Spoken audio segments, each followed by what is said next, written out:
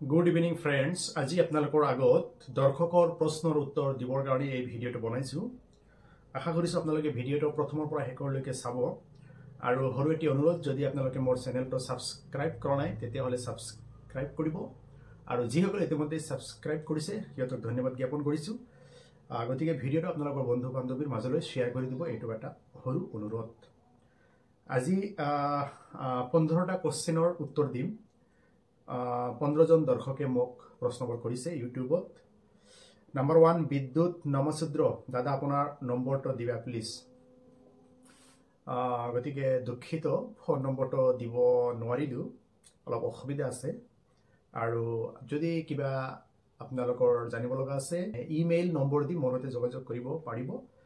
আৰু এটা WhatsApp group আছে, লিংকত মানে ডেছক্ৰিপশ্যন বক্সত দিয়া আছে, আপোনালোকে তাৰ জৰিয়তে আপোনালোকে মোৰ হোৱাটছআপ গ্ৰুপত আপোনালোকে জইন হ'ব পাৰিব। ছেকেণ্ড, শহীদুল ইছলাম, কেণ্ডিডেট আৰু প্ৰস্তাৱকৰ ডকুমেণ্টছ একেই লাগিব নেকি? Important question. ইয়াত হৈছে কেণ্ডিডেটছৰ কিছুমান ডকুমেণ্টছ দিব লাগে আৰু প্ৰস্তাৱকৰ অকল ভোটাৰ লিষ্টটো দিব লাগিব। যিটো ভোটাৰ লিষ্টত, গাঁও পঞ্চায়তৰ ভোটাৰ লিষ্টত প্ৰস্তাৱকৰ নামটো আছে, চিৰিয়েল নাম্বাৰ আৰু পাৰ্ট নম্বৰ আছে, সেই মানে পেজটো আপোনালোকে লগত গাঁঠি দিলে হৈ যাব। গতিকে প্ৰস্তাৱকৰ অকল ভোটাৰ লিষ্ট লাগিব, বাকী একো নালাগে। 3 নম্বৰ, অল ইজ অইল, মানে তেখেতৰ এইটো প্ৰশ্ন আছিল, কেণ্ডিডেটৰ কিছুমান ডকুমেণ্টছ লাগিব কিন্তু প্ৰস্তাৱকৰ কোনো ডকুমেণ্টছ নালাগে, অকল যিটো ভোটাৰ লিষ্টত প্ৰস্তাৱকৰ নাম আছে সেই ভোটাৰ লিষ্টটো লাগিব। CHC অনলাইন চেণ্টাৰ 4 নম্বৰ, তেখেতে প্লিজ ৰিপ্লাই মি, তেখেতেও চাগে এইটো জানিব বিচাৰিছিল কেণ্ডিডেট আৰু প্ৰস্তাৱকৰ একেই ডকুমেণ্টছ লাগিব নেকি। প্ৰস্তাৱকৰ অকল ভোটাৰ লিষ্টত নাম থকা সেই পেজটো, ভোটাৰ লিষ্টৰ পেজটো গাঁঠি দিব লাগিব। 5, কুৱেশ্যন নম্বৰ 5, AJU 6 ইয়াৰ, ছাৰ মোৰ 20 বছৰ 8 মাহ, কেণ্ডিডেট হ'ব পাৰিমনে? 20 বছৰ 8 মাহ নোৱাৰিব, 21 বছৰৰ এদিন কম থাকিলেও নোৱাৰিব। যিদিনাখন আপুনি নমিনেশ্যন ছাবমিট কৰিব সেইদিনা আপোনাৰ 21 বছৰ হ'ব লাগিব, 21 বছৰ হ'লে কেণ্ডিডেট হ'ব পাৰিব। জুল Alam, 6 number question, bank NOC কেনেকৈ পাম? ইয়াৰ ৰিপ্লাইটো হৈছে বেংকৰ পৰা কোনো ধৰণৰ NOC নালাগে। আপুনি যদি কোনো মানুহৰ লোন মানে লোন লৈছে, অসুবিধা নাই, আপুনি পৰিশোধ কৰি আছে, কোনো ধৰণৰ অসুবিধা নাই। কিন্তু ইয়াৰ পূৰ্বে যদি আপুনি কোনো ধৰণৰ লোন লোৱাৰ ফলত দীৰ্ঘদিন ধৰি আপুনি পৰিশোধ কৰা নাই, তেতিয়াহ'লে বিভাগীয় কৰ্তৃপক্ষই যদি আপোনাৰ বিৰুদ্ধে গোচৰ মোকৰ্দমা কৰিছে বাকী যায় ডিপাৰ্টমেণ্টত, তেতিয়াহ'লে আপুনি ইলেকশ্যন খেলিব নোৱাৰে। কাৰণ ইলেকশ্যন খেলিবলৈ হ'লে প্ৰত্যেক কেণ্ডিডেটে এখন চাৰ্টিফিকেট দিব লাগিব। সেই চাৰ্টিফিকেটটো হৈছে বাকী যায় ক্লিয়াৰেঞ্চ চাৰ্টিফিকেট। ডেট মিনছ আপোনাৰ নামত লোন সংক্ৰান্তত কোনো ধৰণৰ গোচৰ মোকৰ্দমা ৰুজু হোৱা নাই বা পেণ্ডিং নাই, এই কথাখিনি বাকী যায় ক্লিয়াৰেঞ্চ চাৰ্টিফিকেটত উল্লেখ কৰা থাকে। গতিকে আপুনি বেংকত লোন লৈছে, অসুবিধা নাই, বা লোনটো আপুনি চলাই আছে, অসুবিধা নাই, ইলেকশ্যন খেলিব পাৰিব। গতিকে মোৰ মতে বেংকৰ পৰা কোনো ধৰণৰ NOC ল'ব নালাগে। 7 নম্বৰ কুৱেশ্যন, একেত হৈছে কুহিবন, বেংকৰ ইয়াতে ROC বুলি লিখিছে, NOC হ'ব, কেনেকৈ পাম? বেংকৰ কোনো ধৰণৰ NOC নালাগে। 8 নাজিফা খাতুন, ছাৰ আঞ্চলিক পঞ্চায়তৰ কাৰণে কোৱালিফিকেশ্যন কি লাগিব?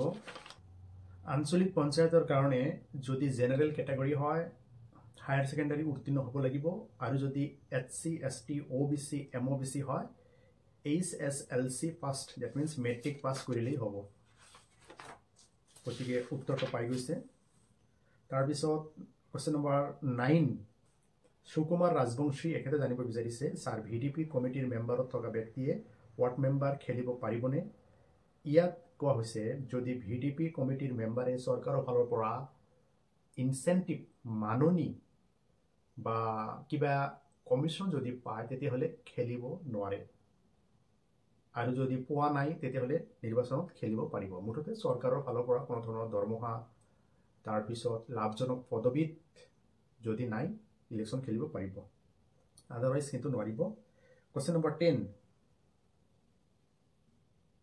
দক্ষৰাজ বৰ্মন, তেখেতে লিখিছে, ৱাইফৰ চাকৰি থাকিলে হাজবেণ্ডে নিৰ্বাচনত প্ৰতিদ্বন্দ্বিতা কৰিব পাৰিবনে? ৰিপ্লাই প্লিজ দাদা।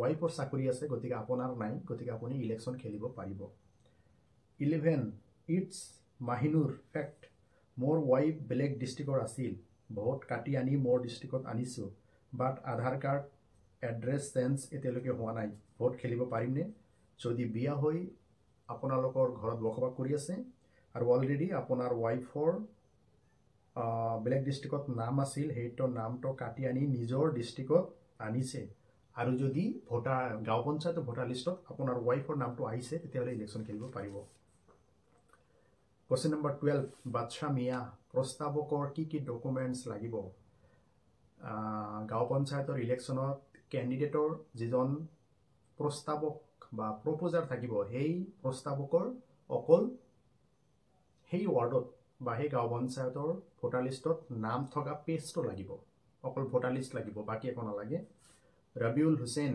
অৰুণোদয় পোৱাবিলাকে পঞ্চায়ত ইলেকশ্যন খেলিব পাৰিবনে অৰুণোদয় আঁচনি বা অইন কোনো আঁচনি পোৱা বা হিতাধিকাৰী পোৱা ব্যক্তিসকলে ইলেকশ্যন খেলিব পাৰিব তাৰপিছত 14 লাভিফ ডেইলি অংগনবাদী কৰ্মীৰ হাজবেণ্ডে খেলিব পাৰিবনে ইয়েছ অংগনবাদীৰ হাজবেণ্ডে ইলেকশ্যন খেলিব পাৰিব কোনো বাধা নিষেধ নাই 15 লাষ্ট মৌচুমী সিকিউৰিটি মানে তো কি হয় এতিয়া